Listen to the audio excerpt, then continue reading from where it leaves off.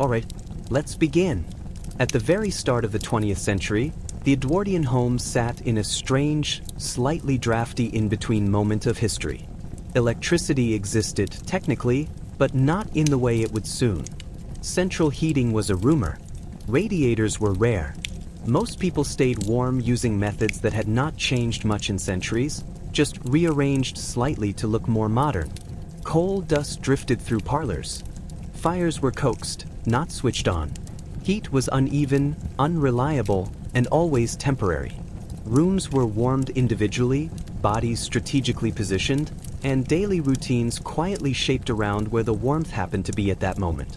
This is not a story of innovation racing forward. It's a story of habits lingering, of fireplaces doing their best, and of people calmly pretending that cold indoor air was just part of a respectable life. And if you enjoy these long, quiet history stories, feel free to subscribe. And if you're listening late at night, you can leave a comment with your city and the time you're listening from. It's always gently interesting to see where everyone is and how late it is there. Chapter 1. The fire that never quite did enough. Before we get into coal deliveries, parlor rugs, and the careful politics of who sat closest to the hearth, take a moment to settle in. The lights don't need to be bright for this part of history. Edwardian evenings were rarely bright either. You can imagine a room that is technically warm, in the same way a cup of tea is technically hot 10 minutes after it's poured. The effort has been made. The intention is there. But reality is doing its own thing. Edwardian homes, particularly in Britain, were built with the understanding that heat was localized. It did not travel well. It did not fill a house. It occupied a single room and mostly stayed there, like a guest who had claimed one chair and refused to move. The fireplace was the center of this arrangement. Not metaphorically, physically. Furniture was oriented toward it. Daily schedules bent around it. And the concept of comfort, such as it was, depended almost entirely on whether the fire had been recently tended by someone who knew what they were doing. Coal was the main fuel, delivered in sacks that left a fine black residue on everything they touched. Coal dust was one of the unspoken textures of Edwardian domestic life. It settled into floorboards, into cuffs, into the general atmosphere of a house. You didn't comment on it. You just wiped things down and carried on. Lighting a fire was not a trivial task. It required preparation, patience, and a fair amount of bending. Paper was layered first, then kindling, then coal arranged with the kind of care that suggested mild superstition. Fires failed often. Smoke came back into the room. Drafts behaved unpredictably. And on bad mornings, the entire process had to be repeated from scratch while everyone waited and pretended they weren't annoyed. In many households, especially middle-class ones, fire tending fell to servants. A maid would rise early, sometimes before daylight, to coax the downstairs fires into life before the family appeared. This was considered normal. No one framed it as particularly cruel. It was simply how the house functioned. In smaller homes or households without servants, the responsibility landed on whoever was awake and willing. Often that meant whoever had the lowest chance of complaining about it later. And while that quietly carried on, the rest of the house remained cold. Bedrooms were not heated overnight. Fires were expensive. Coal was rationed by budget, not by comfort. You warmed the rooms where people gathered, and you accepted that other spaces would feel like they were politely discouraging you from staying too long. Edwardian beds compensated with weight rather than warmth. Heavy blankets, layered quilts, sometimes even counterpanes designed less for comfort and more for sheer gravitational force. The idea was not to heat the air, but to trap whatever body warmth you could generate and keep it from escaping too quickly. Hot water bottles were common, though not always reliable. They leaked. They cooled faster than expected. And they required someone to fetch hot water, which in the morning meant navigating a cold kitchen before the fire had properly caught. Getting dressed was done quickly. Clothing choices were strategic. Wool underlayers were not a fashion statement. They were a survival tactic. And indoor breath fogging was not unusual on particularly cold mornings, even inside respectable homes. The parlor, when warmed, became the focal point of the day. It was the room where people lingered, not necessarily because they enjoyed it more, but because leaving it meant surrendering warmth. Chairs closest to the fire were quietly prized. Position mattered, proximity mattered, and people noticed when someone else lingered too long in the warmest spot. Fire screens existed partly to protect clothing from sparks, and partly to regulate heat. Too much direct exposure was uncomfortable. Too little made the whole exercise feel pointless. Screens were adjusted with the seriousness of people who knew this was as good as it was going to get. And of course, the fire did not last forever.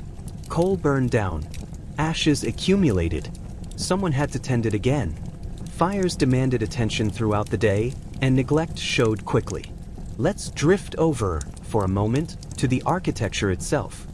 Edwardian houses were often solidly built, but insulation was not yet a priority. Walls were thick but not sealed. Windows were numerous and drafty. Heavy curtains helped, especially at night, when they were drawn not for privacy but for warmth. Curtains were, in many ways, a heating appliance. Doorways leaked cold air. Draft excluders, often long fabric tubes, were placed along thresholds. They were not elegant. They were functional. And they were everywhere. Even so, cold moved freely through a house. Heat rose, escaped, and vanished. No one expected otherwise. Complaining about it would have been like complaining about gravity. And while that quietly carried on, daily routines adapted. Bathing was infrequent in winter, not from ignorance, but from calculation. Heating water required effort and fuel. Cold bathrooms were deeply unpleasant. Many people simply waited for warmer months, or relied on partial washing with warmed basins brought into other rooms. Kitchens, ironically, were often warmer than other spaces due to cooking fires. This made them popular gathering spots, even if they were not designed for comfort. Chairs were pulled closer to the range. Conversations happened there because it was tolerable. The idea of evenly heated indoor space had not yet settled into the cultural imagination. Warmth was something you approached, not something that surrounded you. You planned your day around it. And of course, everyone believed this was temporary. Technology was advancing. Electricity was appearing in public buildings, in wealthy homes, in demonstrations that promised a future of convenience and control. But for most Edwardians, warmth still came from a fire that needed constant persuasion. Chapter 2: The Daily Ritual of Making Heat Behave. Morning in an Edwardian house did not begin with warmth. It began with the hope of warmth. There was a difference, and everyone understood it. The house itself woke slowly, reluctantly, and mostly cold. Fires left overnight had burned down to ash, occasionally retaining a small, stubborn ember if someone had packed them carefully the evening before. This ember was not celebrated. It was noticed, acknowledged, and immediately put to work. Reviving a fire was less dramatic than lighting a new one, but it still required attention. Coal had to be added gradually. Airflow adjusted. Too much coal too quickly smothered the heat. Too little made the whole process feel like a waste of time. The person responsible learned this through repetition, not instruction. In houses with servants, this task belonged to the maid-of-all-work or the housemaid, depending on the household's size and budget. She moved quietly because mornings were not a performance. She carried coal scuttles that were heavier than they looked. She knelt on cold hearthstones. And she did all of this before anyone else appeared, because the appearance of warmth mattered almost as much as the warmth itself. A family descending into a cold parlor felt like a failure of the household. No one said this out loud. It simply lingered in the air, along with the faint smell of coal smoke. In smaller homes, without servants, the routine was less formal but no less predictable. Whoever woke first took responsibility. This was rarely discussed. It was a kind of silent domestic draft system, and it usually favored whoever had fewer options for avoiding it. Coal deliveries arrived on schedules that depended on weather, distance, and money. A full coal shed brought a sense of security that lasted until the first truly cold week of winter. After that, every shovelful felt slightly more significant. Coal was not burned freely. It was managed. Fires were allowed to dwindle when rooms were unused. Doors were closed not for privacy but for containment. Heat was something you kept from escaping, not something you generated in abundance.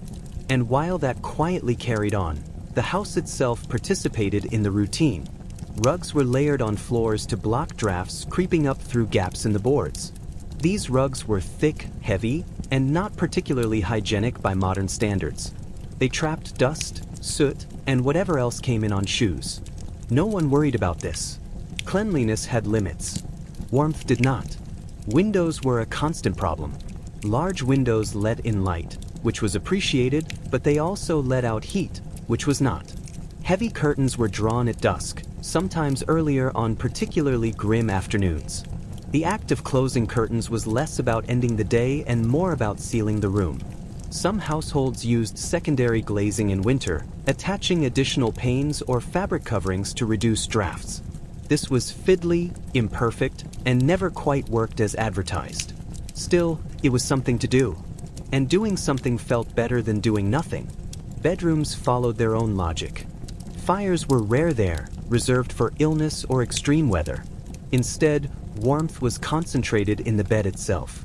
Sheets were aired by the fire before bedtime.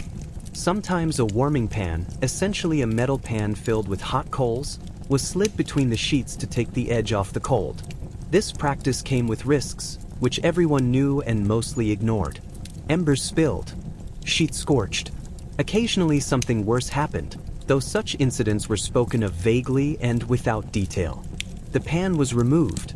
The bed was deemed warm enough. And sleep proceeded. Nighttime cold was accepted as part of life. People slept in nightclothes that were thicker than modern pajamas. Caps were worn to keep heat from escaping through hair. This was practical, not quaint. Getting up in the morning was universally unpleasant. Floors were cold. Air was colder. The fire downstairs was a future promise, not a present reality. People delayed rising not out of laziness, but because leaving the bed meant surrendering warmth. And while that quietly carried on, the social side of heating became noticeable. Rooms that were warmed became social centers. Guests were invited into parlors that had fires. Unheated rooms were not shown unless absolutely necessary. This was not deception. It was courtesy. Tea was brewed not only for taste, but for warmth. Cups were held longer than needed. Refills happened quickly. Hot food mattered more in winter, not for nutrition, but for the temporary comfort it provided. Meals clustered around the warmest parts of the day. Breakfast waited for the fire to establish itself. Dinner coincided with peak warmth in the main living space. Late evenings grew colder as fires burned low, and people drifted off to bed rather than sit shivering. Public attitudes toward cold were practical. Complaining too much about it suggested softness. Accepting it calmly suggested character. This was not enforced aggressively. It was simply understood. And of course, wealth changed the experience. Large houses had more fireplaces, sometimes one in nearly every room. This did not mean every room was warm. It meant every room had the potential to be warmed at a cost. Even wealthy households chose which fires to light. Coal was still coal.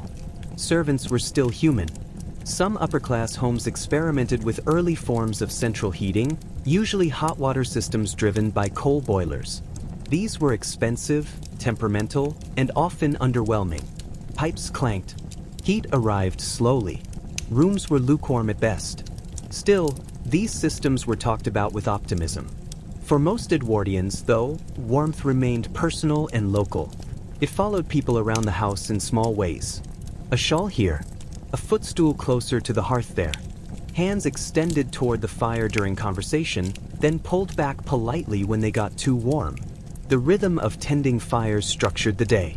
Ashes had to be cleared. Grates adjusted. Coal replenished. Neglect showed quickly, and correcting it took time. And while that quietly carried on, people adapted their expectations. No one expected a uniformly comfortable home. Comfort was situational, temporary. Something you experienced for a few hours in a specific chair at a specific distance from the fire. This shaped how people moved, sat, and lived. It shaped conversations that happened near hearths. It shaped silences that filled colder rooms. Chapter 3. The people whose job it was to notice the cold first. There was a particular kind of attentiveness required to keep an Edwardian house warm, or at least less cold than it might otherwise be. This attentiveness was not rewarded with praise. It was rewarded with the absence of complaint, which was considered sufficient. In households with servants, warmth depended almost entirely on people who were expected to feel the cold before anyone else did. This was not framed as cruelty. It was framed as order. Someone had to be up early. Someone had to notice the temperature. Someone had to kneel on the hearthstones while the rest of the house remained theoretically asleep. The maid of all work was often that person. Her title was vague, which was useful because her responsibilities were too. She lit fires, carried coal, cleared ashes, and adjusted grates throughout the day. She learned the moods of each fireplace. Some drew well. Some smoked. Some behaved only if approached with patience and just the right amount of fuel. These details were not written down. They were remembered. Each hearth had its preferences, and ignoring them led to failure. A smoky room. A fire that refused to catch. A morning that started badly and stayed that way. Ash removal was its own quiet task. Ashes cooled slowly. They had to be handled carefully, dumped into metal containers, and eventually carried outside. This process created dust that settled into hair, clothes, and skin. It was brushed off without comment. Coal scuttles were heavy. Heavier when full. Heavier still when carried up narrow staircases. The sound of coal shifting inside a scuttle became part of the house's background noise. It was not loud. It was persistent. And while that quietly carried on, the people benefiting from this labor often remained only dimly aware of it. A warm room simply existed. If it did not, that absence was noticed immediately. Comfort was assumed. Its maintenance was invisible. Servants learned to anticipate needs. Fires were built up before gatherings. Allowed to fade when rooms were empty. Adjusted quietly during visits, ideally without interrupting conversation. A well-run house managed warmth without drawing attention to the work behind it. In homes without servants, this labor did not disappear. It simply changed hands. Housewives, older children, and sometimes husbands took on the work, though often unevenly. The knowledge still had to be learned. Fires did not care who was lighting them. Children were sometimes tasked with fetching coal or kindling. This was not framed as hardship. It was framed as contribution. Small hands, smaller loads, multiple trips. The cold stairwell. The coal shed that smelled faintly damp and metallic. These tasks taught children practical lessons about heat, about effort, about how much warmth cost in time and labor. These were not abstract ideas. They were physical experiences. And while that quietly carried on, the house itself bore signs of constant heating. Fireplaces stained over time. Mantles darkened slightly despite regular cleaning. Chimneys required maintenance. Soot built up. Chimney sweeps were called periodically, their visits anticipated with a mixture of necessity and mild annoyance. A blocked chimney was not just inconvenient. It made a room unusable. Smoke backed up. Air became unbreathable. Fires were abandoned until the problem was addressed. Chimney sweeps were an entire trade built around this reality. Their work was dirty, repetitive, and essential. They moved through houses with brushes and rods, shedding soot as they went.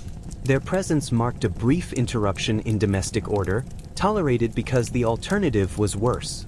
The physical toll of constant fire maintenance was subtle but cumulative. Bending, lifting, kneeling. Exposure to cold air and hot surfaces. Soot inhalation. None of this was dramatic enough to attract sustained attention. It was simply how the work felt. Hands cracked in winter. Skin dried. Small burns were common. They were treated casually. A wrapped finger. A brief pause. Then back to work. And while that quietly carried on, heating shaped social boundaries within the home. Certain rooms were considered more important because they were heated more consistently. Parlors, dining rooms, studies. These spaces received priority. Secondary rooms remained cold, signaling their lower status. Servants' quarters were often colder than family spaces. Fires there were smaller, if they existed at all. This was not always intentional. It was logistical. Resources were finite. Choices were made. Even within families, hierarchies appeared. Older relatives might receive extra warmth. Children were expected to tolerate more cold. Health concerns occasionally altered this balance, but only temporarily. Illness changed heating routines. Sick rooms were heated more consistently. Fires were kept going longer. Windows were paradoxically opened for fresh air, even in winter, creating complex negotiations between warmth and prevailing medical advice. These adjustments required attention and labor. Someone had to manage the contradiction. Someone always did. And while that quietly carried on, clothing functioned as a secondary heating system. Indoor garments were layered. Shawls, cardigans, waistcoats. These were not outerwear brought inside. They were designed for interior cold. Fashion accommodated this reality without fully acknowledging it. People wore slippers not for luxury, but because cold floors were relentless. Footrests appeared near chairs. Feet were kept elevated and closer to the fire. Hands were warmed over hearths. This was a familiar gesture. Palms extended, fingers spread, then withdrawn when the heat became uncomfortable. This choreography repeated daily. It was learned early. It became automatic. And of course, the fire itself was not always cooperative. Weather affected drafts. Wind direction changed how chimneys drew.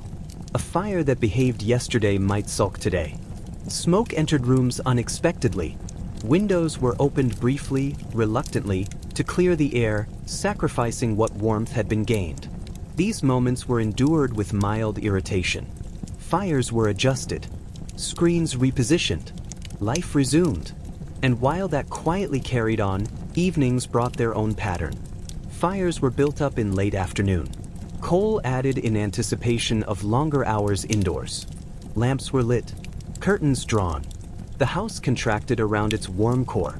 People gathered closer together, not out of intimacy, but efficiency. Shared warmth mattered. Silence was comfortable. Reading, sewing, quiet conversation. Activities that required minimal movement. As the evening wore on, fires burned down. Coal was expensive. Staying up late meant getting colder. Bed became appealing not for rest, but for warmth. Nighttime fires were rare, dangerous, wasteful. Most households accepted the drop in temperature and adjusted accordingly. And so the cycle repeated. Morning cold, midday tolerable, evening warm enough, night cold again. This rhythm shaped lives without ever being announced. It structured days. It influenced habits.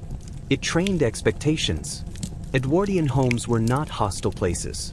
They were simply indifferent. They required work to be comfortable, and even then, comfort was limited. The people who maintained this balance rarely described their labor as special. It was domestic, ordinary, necessary. They noticed the cold first. They addressed it quietly. And when it worked, no one mentioned it, which, in its own way, meant they had done their job exactly right. Chapter 4. The furniture that learned where the heat lived. An Edwardian room, once warmed, did not hold that warmth evenly. It collected in places. It lingered near certain objects. And it avoided others entirely. Furniture played an unspoken role in this. Not intentionally, not cleverly, just by being there. Upholstered chairs absorbed heat slowly and released it just as slowly. Once warmed, they became prized. People returned to the same chair night after night, partly out of habit, and partly because the chair itself remembered yesterday's fire. This was not talked about, but it was noticed. Wooden chairs stayed cold longer. They were tolerated briefly, often used for visitors or short tasks, then abandoned for something softer and closer to the hearth. Cane-backed chairs looked inviting but offered little insulation. They were decorative, not strategic. Sofas, when present, were placed with care. Too close to the fire and they dried out, fabric stiffening, with joints weakening. Too far away and they were pointless. The correct distance was learned through trial, error, and occasional mild scolding. Tables near fires warped over time. This was expected. Heat rose unevenly. Wood expanded and contracted. Polished surfaces dulled. No one replaced a table just because it showed signs of heat exposure. That would have been absurd. Furniture aged alongside the house. Rugs, already tasked with blocking drafts, also held warmth. Thick pile rugs felt different underfoot after an evening by the fire. Slightly warmer, slightly more forgiving. People noticed this without naming it. Bare floorboards remained hostile. They creaked. They radiated cold upward. Walking barefoot was unthinkable in winter. Even slippers struggled against prolonged exposure. Rugs were less decoration than insulation. And while that quietly carried on, curtains became architectural tools. Heavy drapes were drawn at dusk with intention. This was not a decorative flourish. It was containment. Curtains trapped heat against windows, slowed drafts, and softened the cold radiating inward from the glass. Curtains were thick, often layered, lined with additional fabric. Their colors darkened over time, absorbing soot and smoke. This dulling was accepted. Cleanliness ended where warmth began. Doors were another boundary. Closed doors meant retained heat. Open doors meant shared cold. Movement through the house involved opening and closing doors carefully, sometimes apologetically, especially if someone else was already seated near the fire. A door left open too long attracted looks. Not sharp looks, just mild, resigned ones. The kind that suggested someone would be colder now, and it was entirely preventable. Footstools appeared in many rooms. Not as luxury items, but as practical extensions of the fire. Feet raised were feet warmer. This logic was universal. Fire guards were positioned not only to prevent sparks, but to manage proximity. They marked the acceptable boundary between person and flame. Children were kept behind them. Skirts were protected. Chairs were nudged closer without crossing into danger. And while that quietly carried on, the mantelpiece took on its own role. Objects placed on mantels absorbed heat during the day. Books left too close dried out. Leather cracked. Candles softened. None of this was surprising. It was simply another negotiation between fire and material. Mantels were also gathering points for clutter. Letters, clocks, framed photographs. These items existed in the warmest vertical zone of the room, slightly above eye level, benefiting from rising heat. People stood near fireplaces longer than necessary, hands resting on mantels, backs turned to the room. Conversations happened this way, not face to face, side by side. Warmth restructured social posture. And while that quietly carried on, lighting intersected with heating. Oil lamps and gas lights produced small amounts of heat. Not enough to matter on their own, but enough to be noticed when placed near a person. A lamp beside a chair added a faint warmth that was appreciated. Gas lighting, more common in urban homes, contributed to a sense of stuffiness. Rooms grew warm and airless. Windows were cracked open briefly, allowing cold air in while maintaining light. This balancing act was constant. Electric lighting, where it existed, produced light without heat. This was considered novel, efficient, and slightly disappointing in winter. People noticed the difference immediately. And while that quietly carried on, walls played their part. Interior walls absorbed heat during the day and released it slowly at night. Exterior walls remained cold. Furniture was rarely placed directly against them in winter. Chairs pulled inward. Tables shifted slightly. The room's usable space contracted toward its warmer center. Pictures on exterior walls felt cold to the touch. Wallpaper lifted at the edges where condensation formed. This was not dramatic. It was seasonal. Fireplaces, once the fire died down, became cold cavities. Cold air sank through chimneys, pooling near the hearth. This reversed the day's logic. The fireplace, once the warmest point, became a source of cold. To counter this, chimney balloons, dampers, or simply rolled up fabric were used to block drafts overnight. This was not foolproof. Cold always found a way. And while that quietly carried on, bedrooms followed their own furniture logic. Beds were placed away from windows where possible. Headboards provided slight insulation. Canopies, when used, trapped warmth around sleepers. These were not decorative holdovers from earlier centuries. They were functional.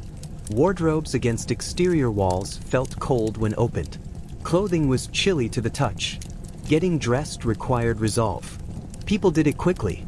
Chairs in bedrooms were rarely upholstered. They were used briefly. Sitting for long was discouraged by temperature alone. And while that quietly carried on, the house developed a memory of winter. Certain rooms were avoided entirely, closed off, allowed to remain cold for months. These spaces smelled different when reopened in spring. Stale, slightly damp. The house itself reacted to prolonged cold. Furniture shifted subtly. Joints loosened. Fabric stiffened. This was expected. Spring repairs accounted for winter's effects. The concept of a static interior did not exist. Houses changed with the seasons. Furniture was part of that change. And while that quietly carried on, social behavior adapted again. Guests were guided toward the warmest chairs without comment. Hosts rose to add coal mid-conversation. This was done casually, without apology. Everyone understood. Visits were shorter in winter.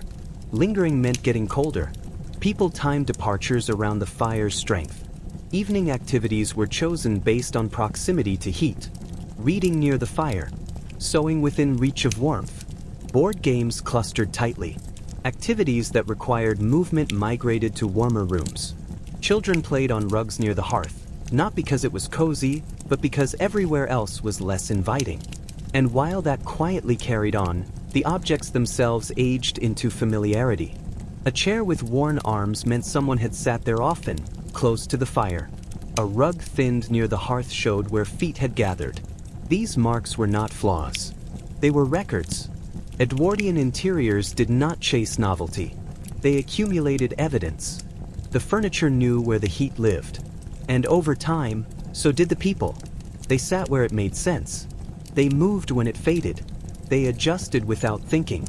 Warmth was not evenly distributed, and no one expected it to be. Chapter 5. Wearing the house's warmth. In an Edwardian winter, the house did not provide warmth evenly, and so people learned to wear it instead. Clothing inside the home was not a matter of style or comfort as we might think of it today. It was a pragmatic negotiation with the cold, layer by layer. Wool was ubiquitous. It appeared in undergarments, in waistcoats, in shawls draped over shoulders while seated near the fire. People did not always choose it because it was fashionable. They chose it because it worked. Wool trapped what little heat existed and released it slowly, extending the house's uneven warmth into the body itself. Morning routines involved strategic dressing. Layers were applied in a specific order. Thin undergarments first, followed by heavier layers, finally topped with outer garments if the household anticipated venturing into particularly cold spaces. Dressing itself was a mildly deliberate act, because each piece served a function. Misplacing a layer or forgetting gloves or stockings could leave a person shivering, even in a room with a functioning fire. Hats were not reserved for going outside. Caps were commonly worn indoors at night, especially in bedrooms. They prevented heat from escaping through the head. This was not seen as eccentric. It was standard. Similarly, stockings were thick and often woolen, providing a buffer against cold floors, which could make bare feet ache in minutes. Slippers were more than comfort. They were defensive equipment against the chill that crept up from boards. Even while sitting near the fire, adjustments were constant. Shawls were pulled tighter when the breeze from a door unsettled the heat. Sleeves rolled up or down according to proximity to warmth. Hands and feet shifted. People moved slightly, imperceptibly, in the constant pursuit of balance between heat and comfort. And while that quietly carried on, people also learned to borrow warmth from each other. Sitting close enough to share heat was common, especially in smaller rooms. Chairs were arranged to maximize shared warmth. Couples, families, and even visitors found themselves positioned in ways that were less about social intimacy and more about thermodynamics. Hands rested near warm bodies or extended toward the fire, retreating as the body acclimated. Nighttime layering was more elaborate. Bedclothes were heavy and plentiful. Blankets were layered in multiples. Counterpanes added weight and insulation. Warming pans, metal containers filled with hot coals, were placed under sheets or in the foot of the bed. Sheets themselves were sometimes aired by the fire before bedtime to make the initial touch tolerable. All of this was intended to make the bed a small, concentrated island of warmth. But even these precautions had limitations. Hot water bottles cooled faster than expected. Warming pans required attention, lest embers escape or linen scorch. Body heat alone was insufficient if the night was particularly cold. People learned to sleep in specific positions to conserve warmth, arms tucked, bodies close together, heads covered.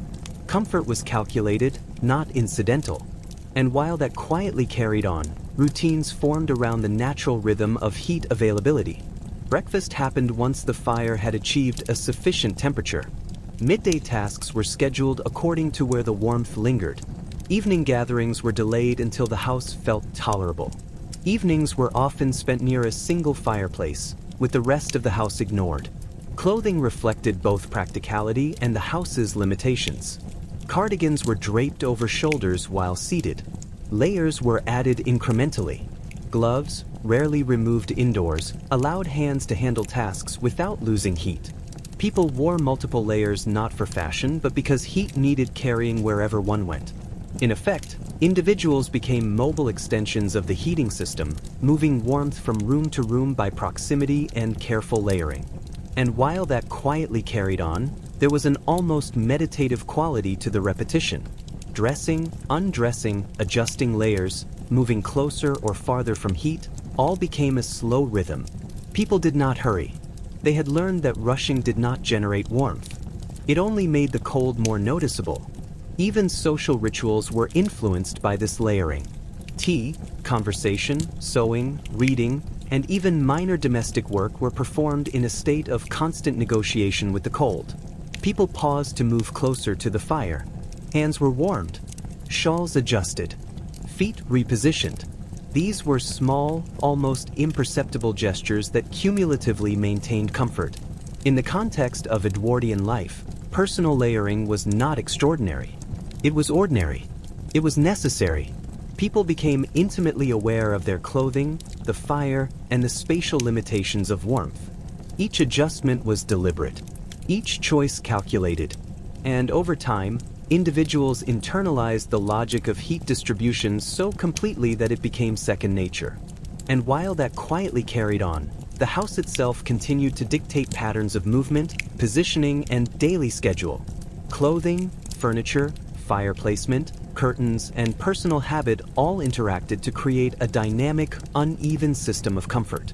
People adapted day by day, winter by winter, without complaint, without dramatics, without much acknowledgement beyond a quiet sense that the house, the fire, and the layers collectively allowed survival. Chapter 6. The little inventions that tried to keep the cold at bay. Edwardian households were full of objects designed, explicitly or implicitly, to manage heat. Some were clever, some were makeshift, and all were quietly practical. They were the small interventions that attempted to bridge the gap between a drafty house and a tolerable life indoors. The humble footstool was one of the simplest. At first glance, it seemed decorative, a small wooden or upholstered block to rest one's feet. But in winter, it became a tool of survival. Placed near the fire, it allowed a person to raise their feet just enough to capture warmth radiating from the hearth. Some footstools were lined with fabric or padded in layers, slightly insulating feet from cold air and stone floors.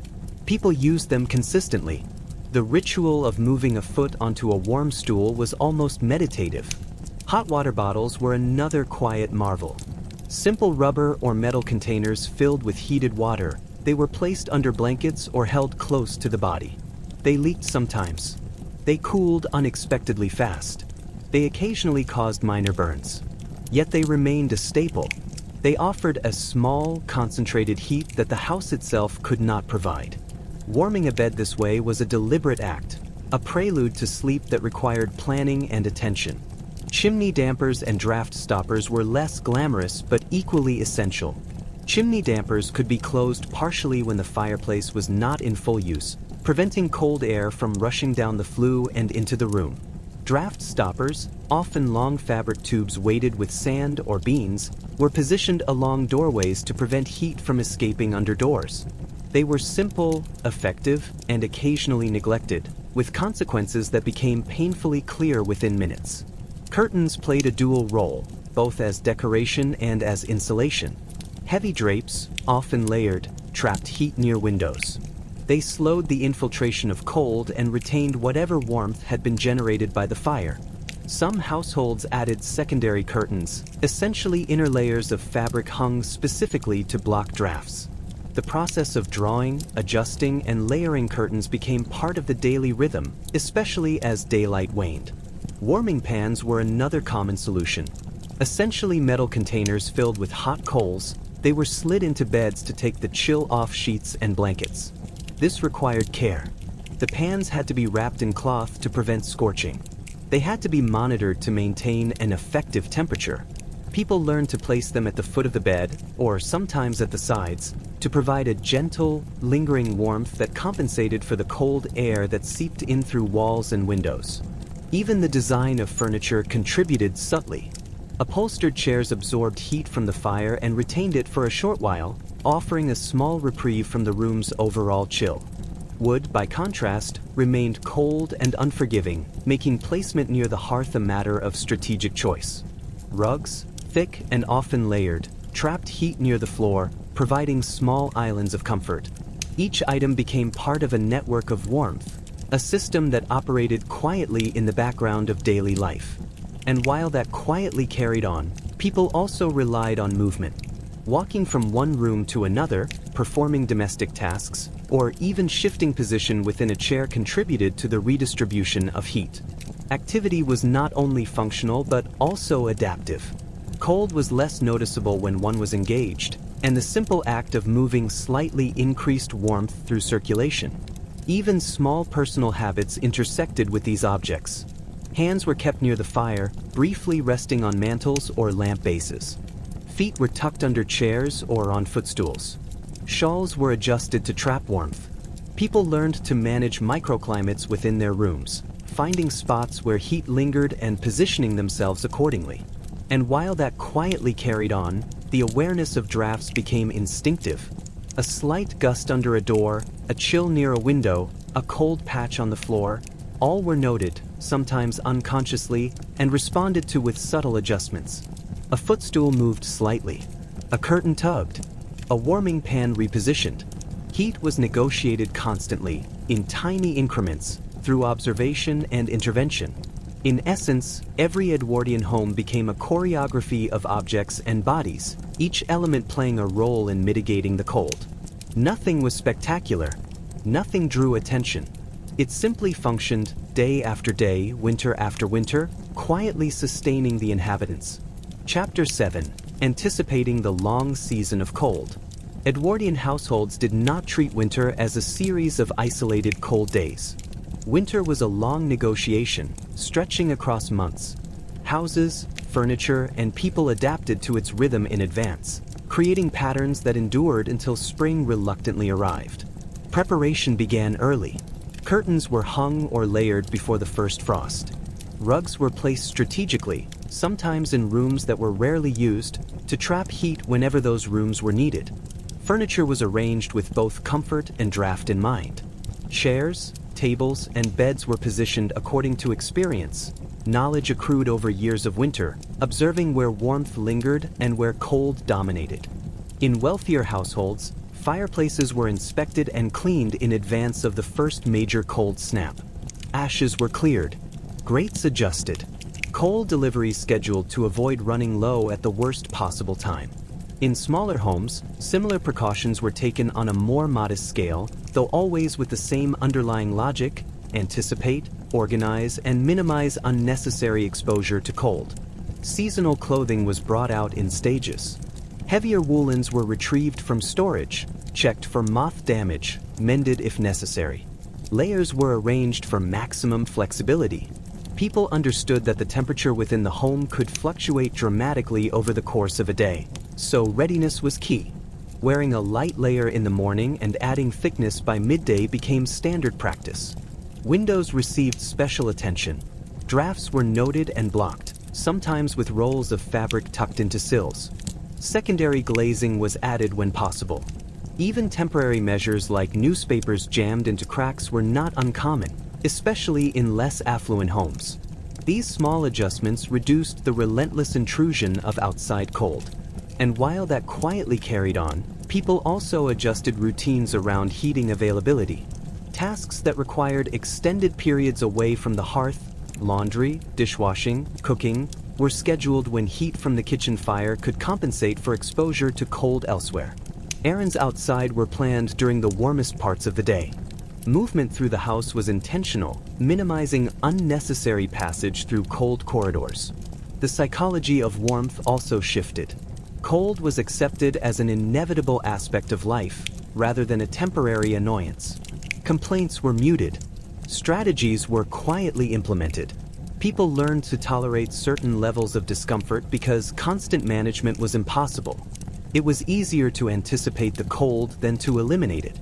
Bedrooms were adapted with seasonal foresight. Beds were positioned away from drafty windows. Warming pans were stored in preparation. Curtains were drawn early. Extra blankets were added. Even the arrangement of pillows and quilts was influenced by anticipated heat retention. Sleep became a deliberate exercise in negotiation with temperature. Public and social expectations shaped preparation as well. Visitors in winter were guided to the warmest rooms. Chairs closest to the fire were reserved subtly, not for prestige, but for practicality. Entertaining guests in a cold room was uncomfortable for everyone, so advanced planning ensured that comfort, temporary as it was maximized. And while that quietly carried on, patterns of work in the household became intertwined with the seasonal cycle. Servants' duties, already tied to fire maintenance and heat distribution, intensified as winter approached. Coal deliveries increased. Ash removal became more frequent. Fires required more frequent attention, and schedules adjusted accordingly. Household labor was calibrated to the rhythm of cold, with peak activity coinciding with the times when warmth was most critical. Children, too, internalized the season. School routines, play, and chores were subtly influenced by indoor temperature. They learned early to value proximity to heat, to adjust clothing, and to anticipate the discomfort of unheated spaces. These lessons, mundane as they were, became embedded in daily life. And while that quietly carried on, the house itself seemed to adapt. Objects absorbed and released heat in predictable patterns. Thick rugs, upholstered chairs, and heavy curtains moderated temperature fluctuations. Warmth was concentrated near the fire, radiated outward gradually, and dissipated slowly. These physical properties became part of the household's seasonal choreography. Anticipation was more than logistics. It was habit. The household prepared not only for extreme days but for the long endurance of winter. Firewood was measured, coal stockpiled, and routines reinforced. Comfort was provisional, fleeting, and highly localized, but it could be sustained with effort and foresight. Chapter 8. Moving through the house like heat itself. Once a household had been arranged for winter, daily life became a choreography of movement. People learned to travel through rooms in ways that preserved warmth, avoided drafts, and made each step predictable. This was not conscious strategy in a dramatic sense. It was subtle, habitual, almost imperceptible, but essential. Corridors were cold, often unheated, and became transitional spaces rather than destinations. Walking through them required speed or deliberate layering of clothing to endure the chill. Slippers and stockings were adjusted. Hands were tucked inside sleeves or gloves. Footsteps were careful, measured. Cold drafts along hallways were mitigated by closing doors behind one, sometimes with a gentle nudge rather than a slam, to preserve heat in adjoining rooms. Rooms themselves dictated movement. Chairs near the hearth were coveted, not as a matter of social standing, but because they were warmer. People arranged themselves to maximize individual comfort while minimizing disturbance. Sliding a chair closer, stretching legs onto a footstool, adjusting a shawl, these small movements created personal microclimates that extended warmth outward. Even the sequence of tasks around the house was influenced by heat. Laundry, dishwashing, and cooking were scheduled during periods when kitchen fires offered a secondary source of warmth. Meals were planned around the readiness of the parlor fire. Conversation happened where it was most comfortable. Work, leisure, and rest were all calibrated against the invisible contours of heat. And while that quietly carried on, Proximity became a silent form of resource management.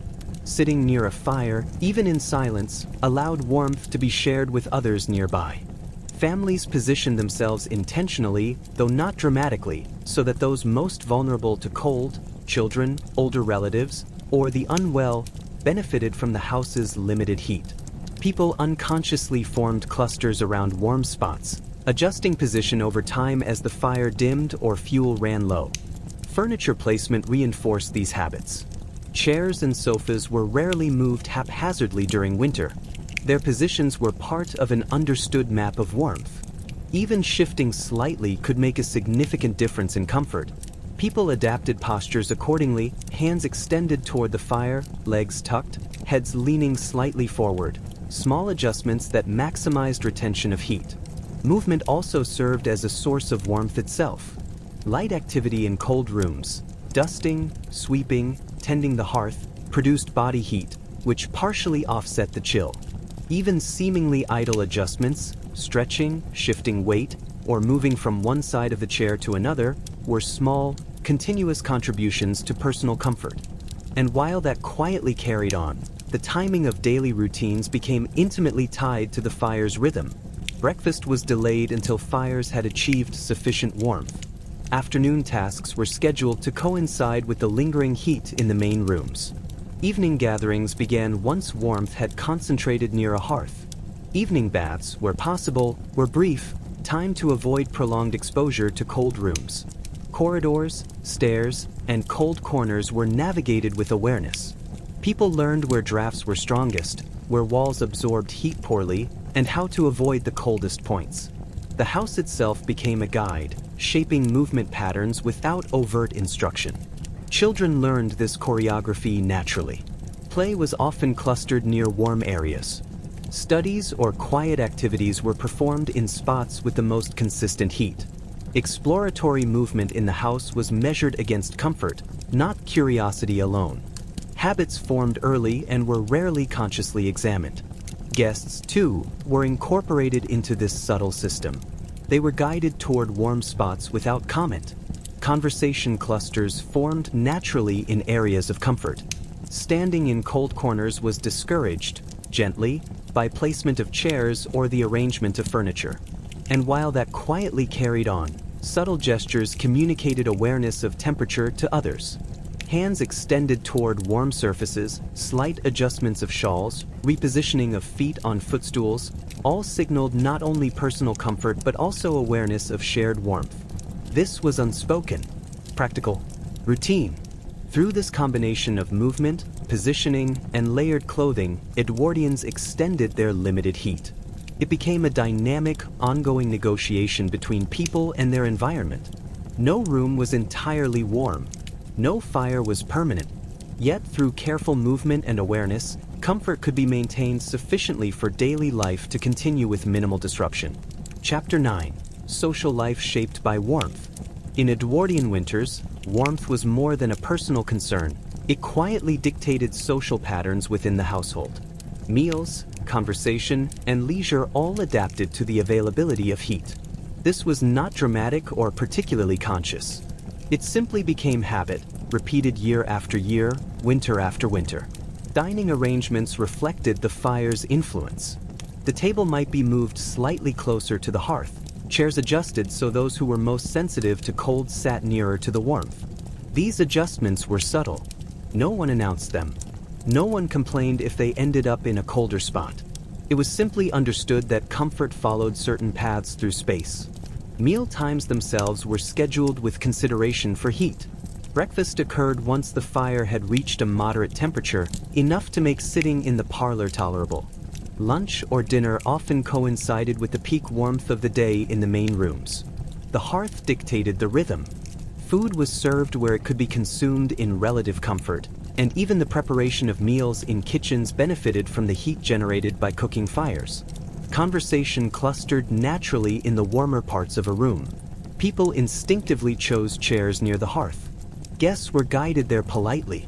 Those seated farther away accepted their position without complaint, knowing that proximity to heat was part of the unspoken social geography of winter. Silence was often comfortable. It cost nothing and conserved warmth. Speaking required only minimal movement and small gestures. Hands near the fire, feet tucked on a stool, became habitual. Leisure activities adapted as well. Reading, sewing, or letter writing tended to occur near warm spots. Games and pastimes requiring movement were constrained by the location of heat, not by the activity itself. Children played on rugs or near chairs warmed by the fire. Adults adjusted postures, leaning forward, stretching, or turning slightly to capture the lingering warmth radiating from the hearth. Even social visits followed the same subtle logic. Hosts anticipated where fires would be most effective, and guests arrived and departed accordingly. Lingering too long in cold rooms was quietly discouraged. Small adjustments, like moving a chair or offering a shawl, ensured comfort without overt commentary. The rhythm of social interaction was modulated by the practical demands of heat distribution. And while that quietly carried on, winter shaped hierarchy subtly. Those most sensitive to cold, children, older relatives, or ill household members, were seated in the warmest areas. Servants, often tasked with tending fires and managing comfort, remained close to the hearth but generally out of the line of conversation. Their presence maintained warmth, and their labor was unnoticed unless absent. Visitors, unfamiliar with the house's choreography, adapted quickly. They followed cues: chairs placed near the fire, blankets draped over available surfaces, gestures toward warmth. They learned which areas were tolerable and which were better avoided. The house itself taught them. Even leisure reading demonstrated this pattern. Chairs were arranged near the hearth or a sunny window when possible. A book was read more effectively if hands could be extended toward warmth and feet rested on rugs or footstools. Letter writing followed similar rules. Ink and paper were less frustrating when fingers were warm enough to hold a pen steadily. Small interactions reinforced comfort strategies. A shared shawl or blanket, a hand briefly placed near another's warmth, or the repositioning of a footstool could alter the comfort of the room without anyone speaking. These gestures were practical, habitual, and quietly social.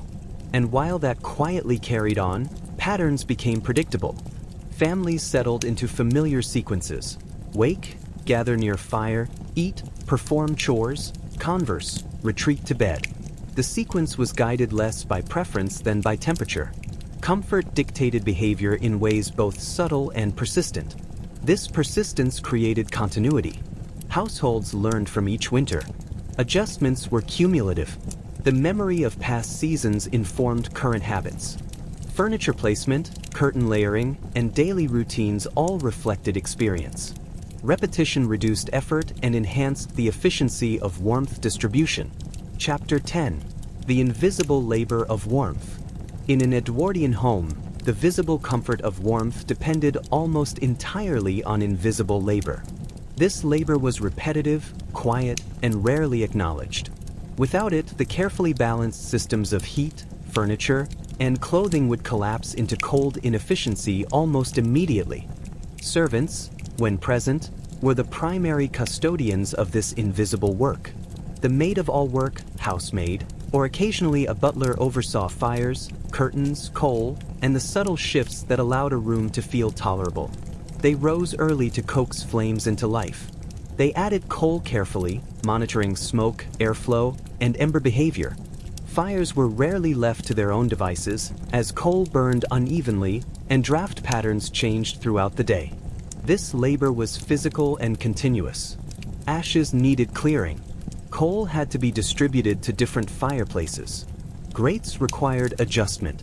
Chimneys needed inspection, sometimes daily. The work was performed quietly, often without acknowledgement, and measured not by visible results alone but by the absence of complaints. And while that quietly carried on, other domestic tasks intersected with heat management. Laundry, cooking, and washing involved contact with cold surfaces and unheated rooms. Moving between warm areas and cold areas produced intermittent discomfort, which servants absorbed as part of the job. Timing and sequencing became critical. A fire tended at the wrong moment could leave a room unpleasantly cold for its occupants. Observation was constant. Servants monitored which rooms had cooled, which furniture retained heat, and which objects obstructed airflow. Adjustments were made subtly. A curtain tugged, a chair shifted, a warming pan moved closer to a bed. These actions were rarely recorded or explained. They simply occurred, embedded in habit. Children, though not formal laborers, sometimes contributed. They carried coal, adjusted curtains, or shifted rugs. Their work was casual, almost incidental, yet it became part of the broader choreography that maintained warmth. These small contributions were normalized early in life, creating routines that endured season after season. And while that quietly carried on, the timing of labor was as important as the labor itself. Fires were lit in the early morning to anticipate family activity. Coal deliveries were scheduled to avoid shortages. Ashes were cleared when rooms were unoccupied, minimizing disruption. Evening routines focused on ensuring that beds were adequately warmed before nightfall. Every action was part of a temporal pattern shaped by the persistence of cold. The invisibility of this work did not make it trivial. On the contrary, the house depended entirely on it. Without attentive intervention, heat dissipated rapidly. Drafts invaded. Floors remained uncomfortably cold. Rooms became inhospitable, forcing people to retreat to a smaller number of heated spaces. The efficiency of a household's warmth rested on the diligence of those whose work no one usually noticed. And while that quietly carried on, there was an emotional dimension, subtle and muted. Servants rarely expressed frustration openly. Complaints were rare, not because the work was easy, but because it was normalized. The success of their labor was measured by silence. The absence of shivering, the unnoticed distribution of warmth, the quiet continuation of household routines. Even errors were absorbed calmly. A fire that smoldered too long, coal mismanaged, or curtains improperly drawn required correction but rarely provoked drama. Adjustments were made silently. The system self-corrected through habit, observation, and repetition. And while that quietly carried on, the labor extended to objects themselves. Warming pans had to be filled, footstools arranged, rugs placed strategically, curtains adjusted. Even the small gestures of moving closer to a heat source or sharing body warmth with another were part of this extended system, often coordinated unconsciously by the household. Labor, clothing, furniture, and fire became a single, interdependent ecosystem of warmth. Each element influenced the others. Each required attention. Each responded to human observation and adjustment. And as this quietly carried on, we'll next explore how the long duration of winter intensified these routines. Chapter 11. The Rhythm of Long Winters. Edwardian winters were not a series of short inconveniences. They stretched on for months, each day adding to the cumulative weight of cold. Houses, people, and routines adapted slowly, establishing a rhythm that persisted from the first frost to the thaw of spring. This rhythm was quiet, deliberate, and repetitive. Fires were tended multiple times a day, each adjustment informed by observation and experience. Coal was added gradually, ash removed at intervals, and curtains repositioned according to daylight, drafts, or lingering warmth. The schedule was predictable but never rigid. Variations occurred naturally, dictated by weather, activity, or fuel availability. People themselves adapted to this rhythm. Clothing routines became second nature. Layers were added and removed with precision. Shawls, cardigans, woolen stockings, and caps were timed to match the house's heat distribution. Even minor gestures, hands held near the fire, feet tucked under a stool, chairs nudged slightly closer, were executed automatically, as if in dialogue with the building itself. And while that quietly carried on, household labor followed its own cadence. Morning was devoted to revival of fires, coal distribution, and clearing overnight ashes. Midday tasks coincided with the lingering warmth of the main rooms. Evening concentrated attention on fires, bed preparation, and arranging warmth for nighttime. The pattern repeated daily, unnoticed, yet fundamental to survival. Children absorbed this rhythm as naturally as breathing. They learned where to play, how to dress, and how to position themselves in relation to warmth. Play, study, and movement through the house were subtly shaped by the availability of heat. Even young children intuitively avoided cold corridors, clustered near rugs, and learned the precise moments to approach or retreat from the fire. Social interactions conformed to the rhythm as well. Meals, conversations, and visits were scheduled to coincide with the most comfortable parts of the day. Guests were subtly guided to the warmest chairs. Conversation clusters formed near fires. Silence, when chosen, was as much a strategy as speech, conserving heat while permitting social interaction. And while that quietly carried on, objects within the house followed a similar schedule. Footstools were positioned for evening use. Warming pans were prepared for night. Curtains were adjusted as daylight faded. Furniture retained heat for hours after fires burned down, and the household learned to capitalize on this residual warmth. Even the house itself seemed to participate in the rhythm. Walls, floors, and furnishings absorbed heat and released it slowly. Rooms closest to the fire remained tolerable longer. Cold corners were avoided until necessary. The building's physical properties informed behavior, guiding movement, posture, and activity. Labor, clothing, objects, and architectural features combined to create a continuous, dynamic system. It required attention but was largely invisible. Comfort was not uniform. It was localized, provisional, and fleeting. Yet through repetition and habituation, households maintained a measure of warmth adequate for living, working, and sleeping. And while that quietly carried on, the long duration of winter reinforced these habits. Patterns established early persisted for months. People anticipated cold, managed drafts, and arranged activities to coincide with available warmth. Repetition reduced effort, minimized discomfort, and reinforced the invisible logic of the house. Even the psychological effect was subtle. Acceptance of cold became internalized. Complaints were minimal. Strategies were executed without conscious thought. The rhythm of winter shaped expectations, behavior, and daily experience, creating a slow, steady cadence that endured until spring. Chapter 12. Small comforts and brief reprieves. In the long, persistent chill of an Edwardian winter, comfort was rarely grand. It was found in small, quiet interventions that punctuated the day. These were deliberate, mundane, and sometimes almost imperceptible, yet they made the long months of cold tolerable. A cup of hot tea, for instance, carried significance beyond taste.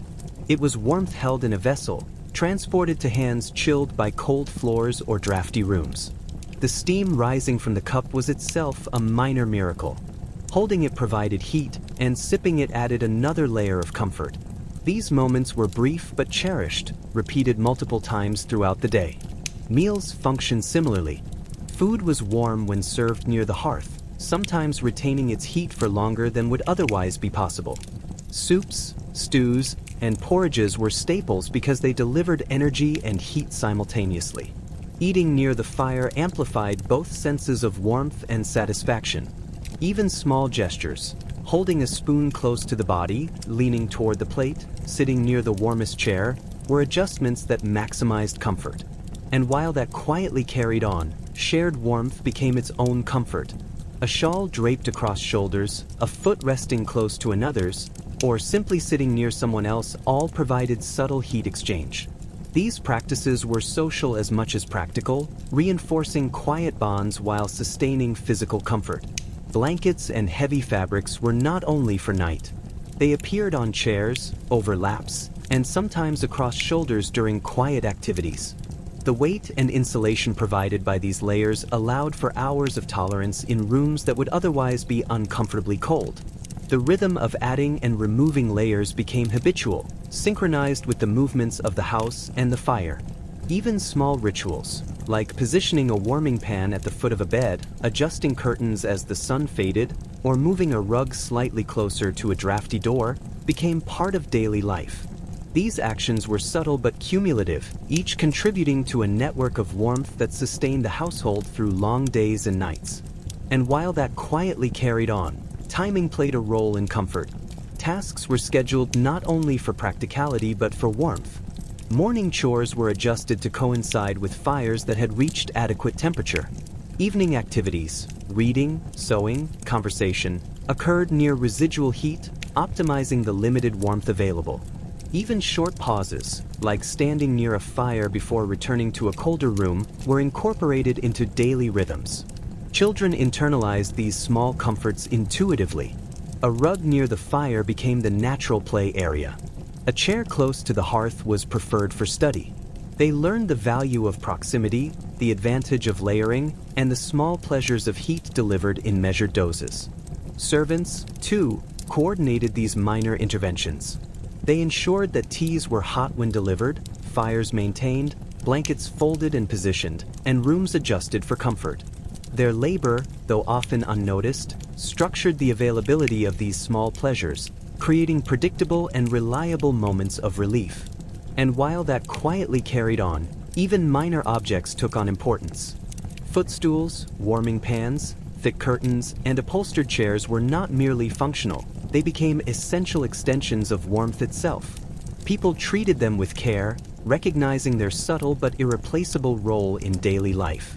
The pattern of small comforts created a rhythm across the long winter. Heat was rarely constant, but these intermittent interventions, hot drinks, layered clothing, proximity, adjusted furnishings, provided steady, repeated relief. Each moment of warmth was fleeting, but cumulatively, they allowed life to continue with dignity and minimal suffering. And while that quietly carried on, the house itself seemed to respond. Rooms retained heat unevenly, fires were coaxed efficiently, and movement through spaces became second nature.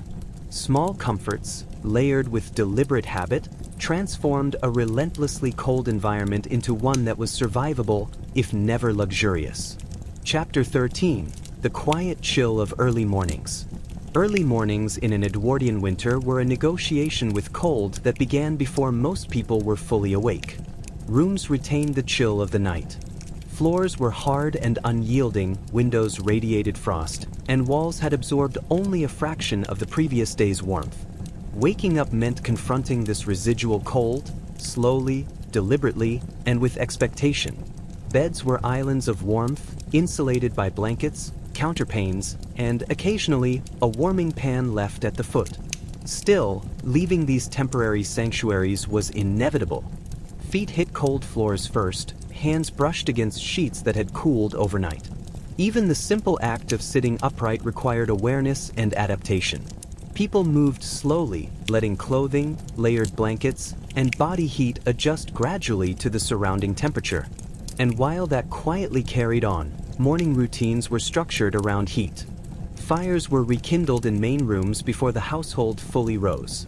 Coal was added, embers shifted, and grates adjusted with care. This process was deliberate, aimed at producing a steady, manageable warmth by the time breakfast was served or household tasks began. Timing was everything. Too early and fuel was wasted. Too late, and the chill became uncomfortable for those already awake. Clothing played a crucial role. Morning dressing involved multiple layers, applied in a sequence learned through experience. Wool undergarments, stockings, shawls, and cardigans were standard. Even indoors, hats or caps were worn. Hands were tucked inside sleeves or gloves while dressing. These actions were instinctive, designed to extend warmth from the body to the environment. And while that quietly carried on, kitchens became the first locus of practical warmth. Cooking fires offered both sustenance and heat. Breakfast preparation was timed so that whoever rose earliest could benefit from residual warmth in the kitchen and adjacent rooms. Steam from kettles and boiling water added a faint but noticeable humidity, slightly mitigating the dry cold that pervaded the house. Children were slow to leave the comfort of their beds. They clung to blankets longer than adults, instinctively delaying exposure to cold rooms. Tasks assigned to them, fetching coal, adjusting curtains, or moving rugs, were performed carefully, with an awareness that each step carried a physical cost in the form of chill. Even play was postponed until warmth had accumulated in more comfortable spaces. And while that quietly carried on, servants or household staff monitored the house strategically. Fires in bedrooms, parlors, and kitchens were managed according to priority. Ashes were removed, coals repositioned, curtains adjusted, and furniture nudged subtly to maximize early morning heat retention. Each intervention was quiet, precise, and repetitive. Comfort was maintained largely through anticipation and invisible labor. The early light of winter mornings revealed the house's inefficiencies. Frost along window edges, cold corners, and drafts beneath doors were visible for the first time each day. These minor failures were not alarming but simply acknowledged. Adjustments would be made. The rhythm of labor and movement had already been calibrated over months, and small interventions, tucking in a draft, positioning a rug, or adjusting a chair, corrected the discomfort efficiently. And while that quietly carried on, breakfasts themselves became part of the warmth ritual. Hot tea or coffee, porridge, and lightly warmed bread provided not just sustenance but a psychological reassurance. Hands cradled cups, feet rested near fires, and conversations occurred quietly, often in proximity to the warmest spots in the room. Every gesture reinforced the slow accumulation of comfort in the cold morning. Even movement between rooms was calculated. Corridors were traversed with awareness of drafts, and doorways were negotiated to minimize heat loss. People shifted from one warm spot to another, often pausing to adjust clothing or position, effectively becoming part of the house's heating network themselves. And while that quietly carried on, there was a pervasive sense of expectation. The cold was predictable. The work to counter it was predictable. People and objects moved in concert, in a silent choreography that had developed over weeks and months of repeated winters. The morning was simply another stage in the ongoing, quiet negotiation with temperature. Chapter 14: The Slow Spread of Midday Warmth. By mid-morning and into midday, the house had begun to accumulate the first appreciable warmth of the day. Fires had burned long enough to saturate the hearths and surrounding furniture. Rugs, chairs, and floors near the fire had absorbed some heat, and curtains had trapped sunlight where it was available. This was the moment when movement through the house became less constrained by cold and more guided by routine. Residual warmth from repeated fires created small zones of comfort. People shifted subtly toward these areas. Chairs closest to the hearth were occupied first, followed by footstools or rugs positioned nearby. Those moving through the house learned, almost unconsciously, which surfaces retained heat longest and which corners remained persistently chilly. Decisions were made quietly. A step taken here, a chair nudged slightly there. Each small adjustment had cumulative effect. And while that quietly carried on, meals and daily tasks were arranged around these warm zones.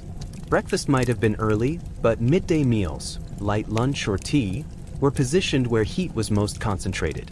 Cooking in the kitchen added warmth to adjacent rooms, and steam from kettles, ovens, and pots slightly improved ambient comfort. The kitchen became an unofficial hub of heat, activity, and routine. Children's activities also followed this pattern. Play, study, and chores migrated toward rooms that retained warmth. Rugs and furniture served as markers. The further from the fire, the less inviting the space. Even the simplest games were adapted to the microclimates of the home. Movement was deliberate, limited, and habitual. Clothing routines adapted as the house warmed slowly. Layers were loosened or removed entirely in spots where heat accumulated. Shawls were draped over the back of chairs, cardigans slid off shoulders, stockings adjusted, all in quiet harmony with the room's changing temperatures. The household operated as a dynamic system of heat management, with clothing as one of the most flexible components. And while that quietly carried on, social interactions were influenced subtly by warmth distribution. Conversation clusters occurred naturally in heated zones. Guests and family alike gravitated toward chairs with residual warmth. Tasks, discussion, and quiet leisure, reading, sewing, letter writing, were concentrated where comfort was maximized. Silence, too, became practical, conserving personal body heat in less warm spaces. Furniture played its role in this gradual heat accumulation. Upholstered chairs retained warmth from previous use, wooden furniture remained cool, rugs softened the cold from floors, and curtains trapped both fire heat and sunlight. People moved intentionally between these elements, taking advantage of thermal memory embedded in objects themselves. Servants or household staff maintained this accumulation quietly. Fires were stoked, ashes removed, curtains adjusted, and minor rearrangements made to optimize comfort. Their labor created a steady rise in ambient temperature, subtle enough to be largely invisible but effective enough to shape the daily rhythm. And while that quietly carried on, attention to drafts and cold corners remained constant. Doorways were managed carefully. Draft stoppers were adjusted. Even minor shifts in wind or weather were noted and responded to incrementally. Heat was never static. It had to be actively maintained, coaxed, and conserved. The effect of this slow midday accumulation of warmth was psychological as well as physical. The house felt more manageable. Tasks were less urgent because cold no longer dictated every movement. People could sit longer, work longer, or engage in leisure more comfortably. Patterns of habit and routine expanded slightly, accommodating the modest increase in ambient comfort. And while that quietly carried on, the house remained fundamentally uneven in temperature. Warmth concentrated near the hearth, by sunny windows, or around insulated furniture. Cold corners persisted. Floors radiated chill.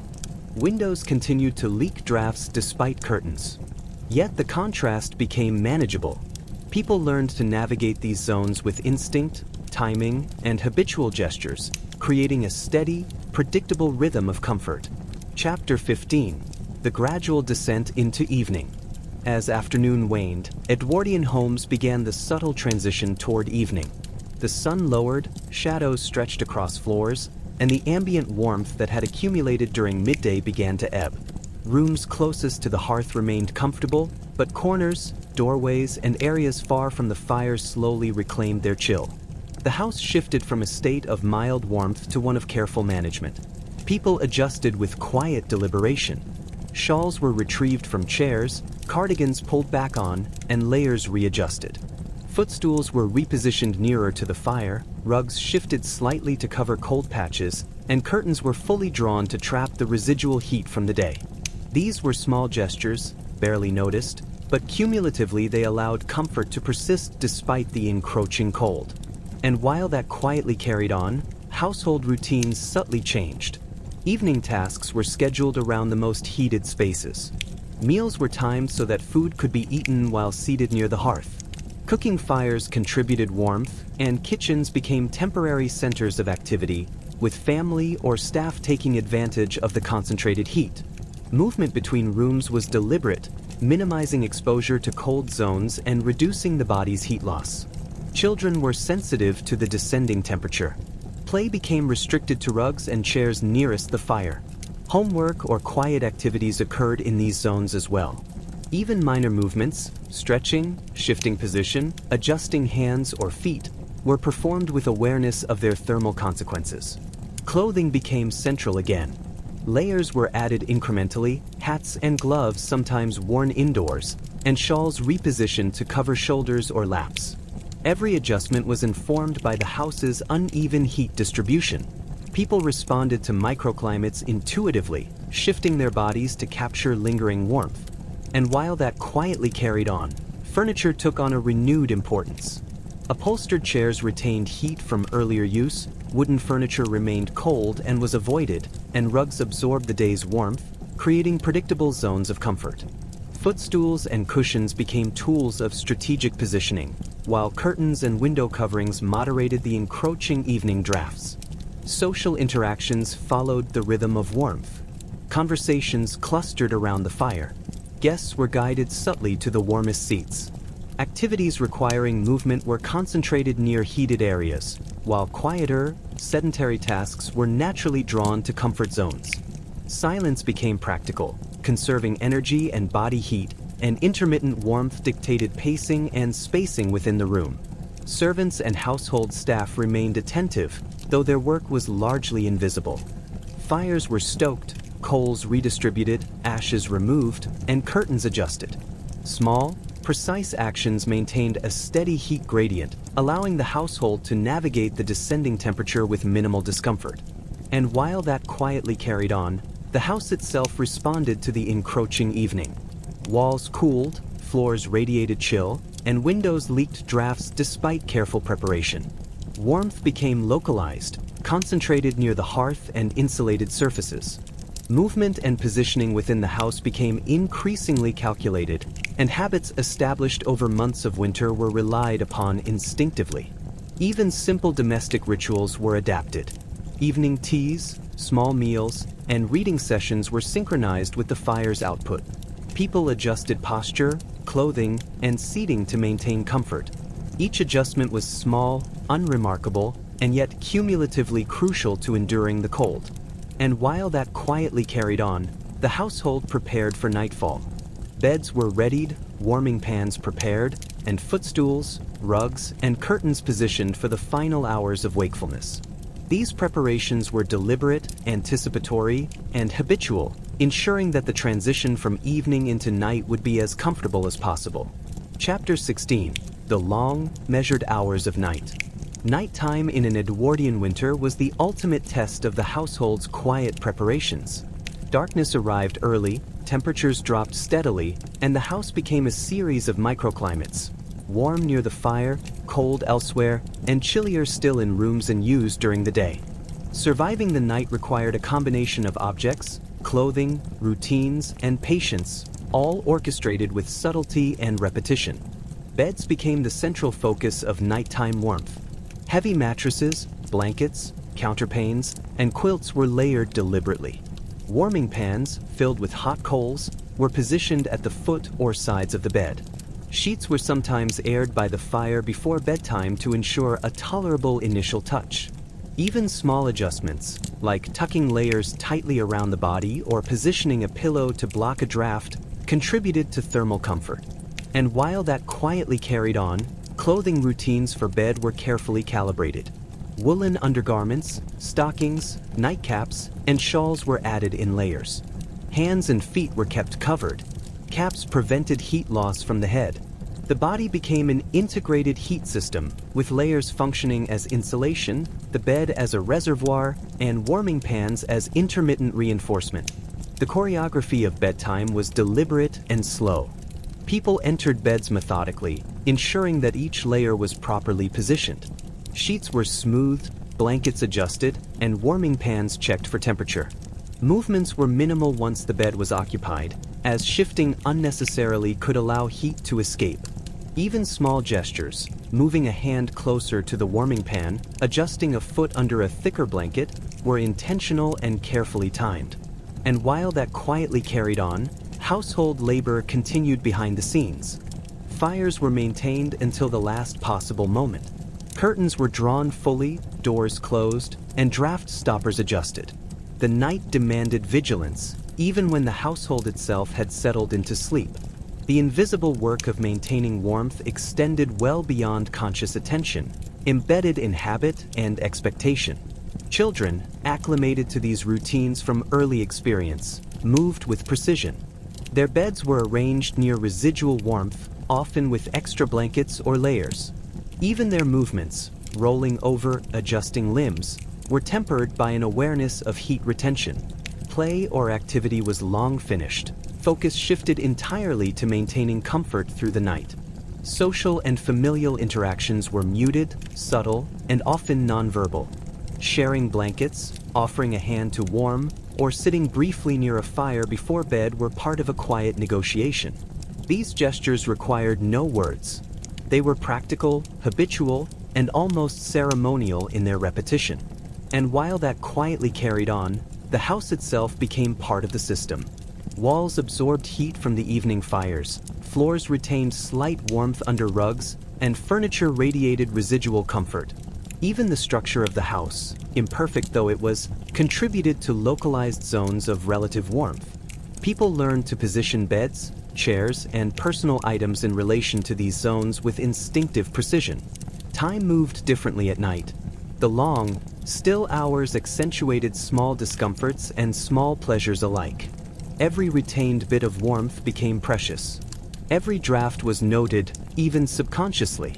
The house's uneven temperatures dictated posture, layering, and positioning. Sleep was achieved in measured increments, punctuated by subtle adjustments and occasional contact with warming pans or layered blankets. And while that quietly carried on, the psychological rhythm of night became part of survival. Anticipation of cold, familiarity with routines, and repeated gestures created a sense of continuity and security. The darkness itself was tolerated because the systems of warmth, bodies, layers, furniture, fires, and objects had been prepared in advance.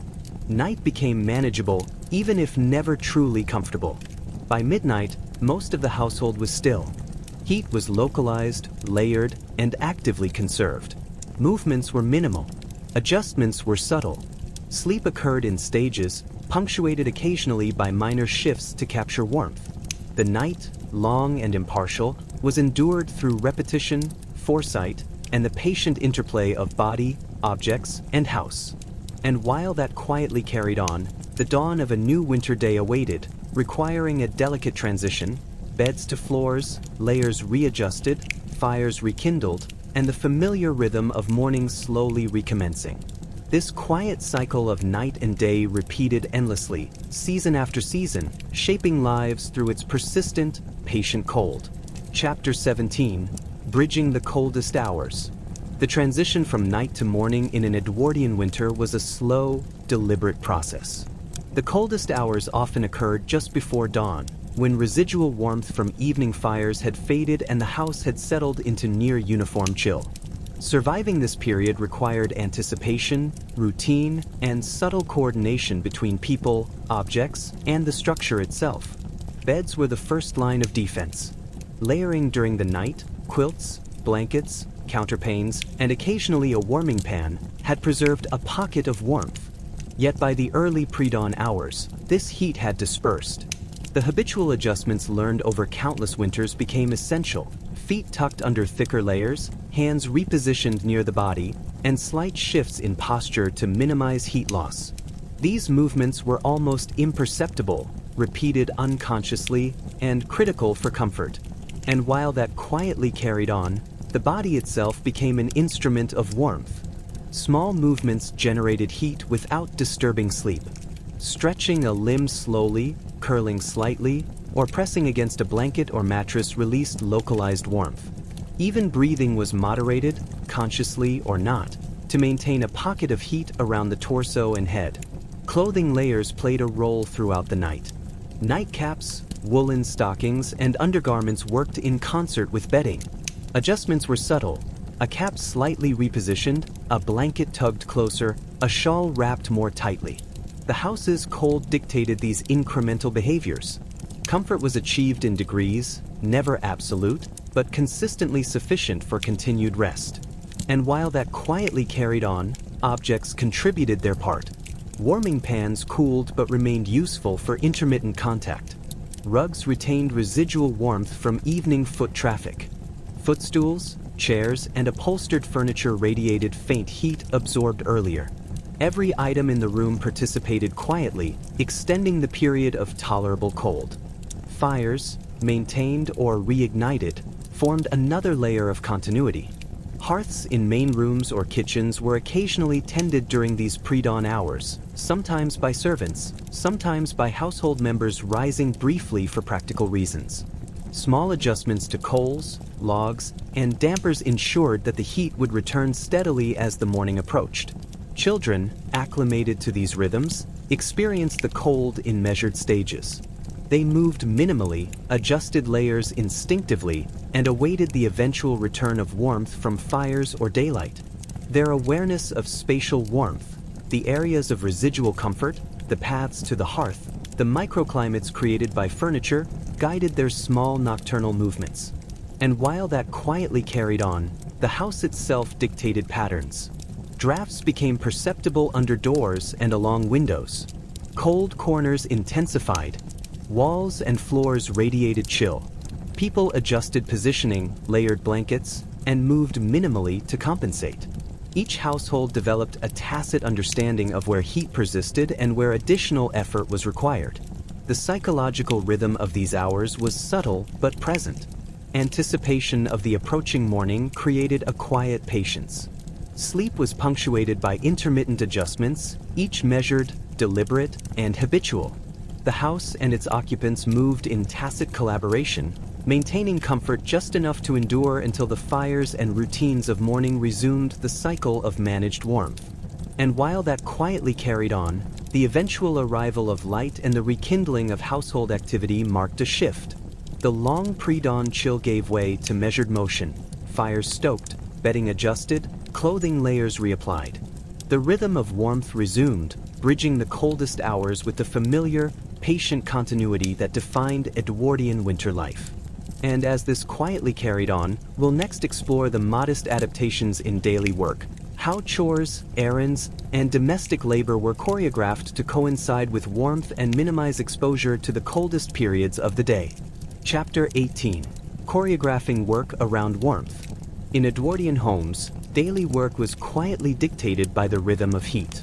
Chores, errands, and household labor were not scheduled solely by necessity or convenience. They were coordinated around the availability of warmth. The house's temperature influenced timing, location, and even the sequence of tasks.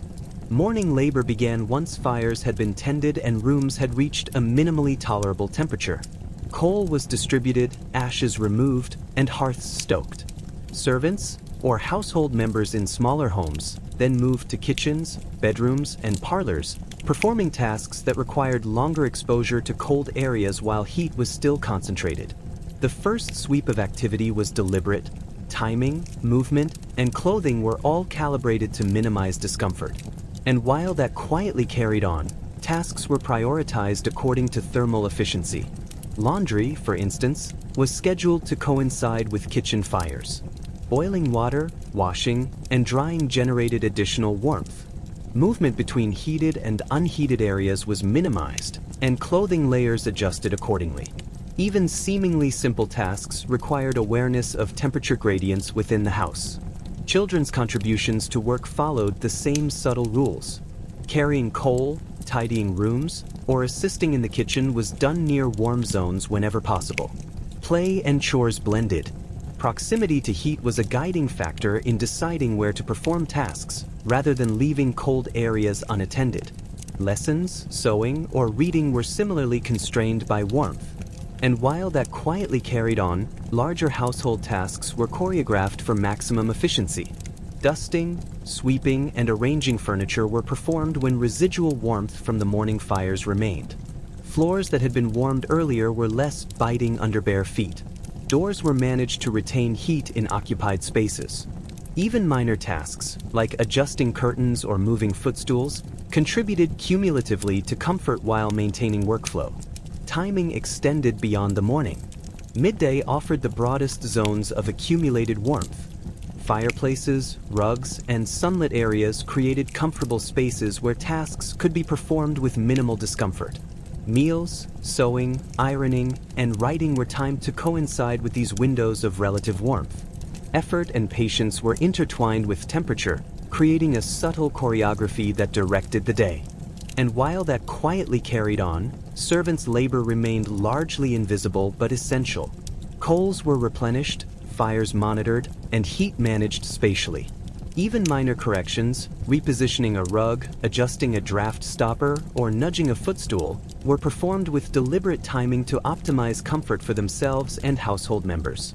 The cumulative effect of these small interventions was remarkable. A house that might otherwise have been intolerably cold became navigable and productive. Children, adults, and staff all internalized this choreography. Movement, task selection, and sequencing became habitual. Drafty corridors were traversed quickly. Cold corners avoided. Floors crossed only when necessary. Bodies, clothing, and objects all became part of an unspoken agreement to conserve heat while sustaining the household's routine. And while that quietly carried on, even the smallest conveniences, footstools, rugs, upholstered chairs, warming pans, were deployed strategically throughout the day. These objects were tools, anchors, and signals, guiding where work could be performed comfortably. They were reminders that warmth, though uneven and fleeting, could be optimized with minimal effort if deployed intelligently. Over weeks and months, this choreography became instinctive. The house, labor, and temperature merged into a single, continuous system. Tasks were performed almost automatically, the body adjusting naturally to heat gradients, objects positioned for maximum effect, and routines repeated until they became second nature. And while that quietly carried on, the rhythm of winter continued to structure life in a subtle, persistent way. Work, rest, socialization, and sleep were all interwoven with the distribution of warmth.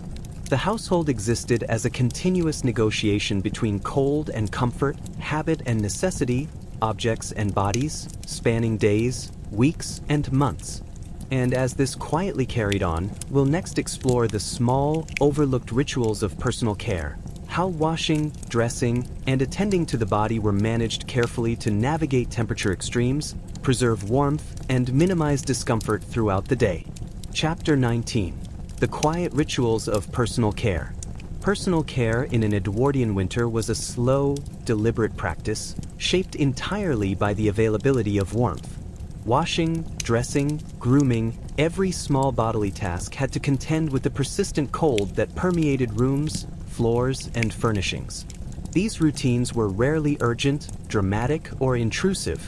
Instead, they unfolded in measured, habitual ways that balanced hygiene, comfort, and patience. Mornings often began with minimal exposure. Hands and face were washed first, sometimes with cloths warmed near the fire or with water heated in the kitchen. Baths, when taken at all, were brief, scheduled during the warmest hours of the house, and involved careful planning to avoid long periods of chill afterward.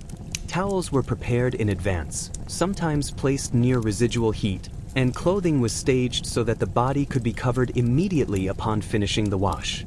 And while that quietly carried on, dressing became its own careful choreography. Layers were applied incrementally, undergarments first, then stockings, shawls, cardigans, and outer garments. Each piece was chosen not merely for modesty or fashion, but for thermal function. Wool, flannel, and heavy fabrics dominated. Hats or caps were worn indoors, especially in poorly heated rooms. Hands and feet were carefully tucked to conserve warmth. Grooming followed similar principles. Hair was brushed, styled, or pinned in stages near the warmest spot available. Mirrors were positioned near sunlight or hearths when possible. Even minor tasks, like trimming nails or washing hands before meals, were executed in zones of relative warmth. Movements were slow and deliberate to avoid unnecessary exposure to cold. And while that quietly carried on, the timing of these rituals was synchronized with household routines. Morning fires were tended first, kitchens prepared, and bedrooms aired only briefly before being sealed again to retain residual heat. Servants or household members adjusted curtains, footstools, and rugs in anticipation of these activities. Comfort was engineered, unobtrusive, and cumulative. Children's personal care followed similar rhythms. Waking, washing, and dressing were adapted to the house's microclimates. Small hands, often colder than adults, benefited from proximity to heated surfaces.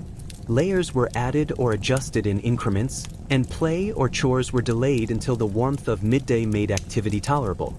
Even brushing hair or tying laces became acts of negotiation with temperature. And while that quietly carried on, objects facilitated the process. Warming pans for beds or towels, heated water, thick fabrics for drying or covering, and strategic furniture placement all contributed. Every object had a dual role, practical function and thermal assistance. The house itself and its contents became part of personal care routines, extending warmth and comfort incrementally.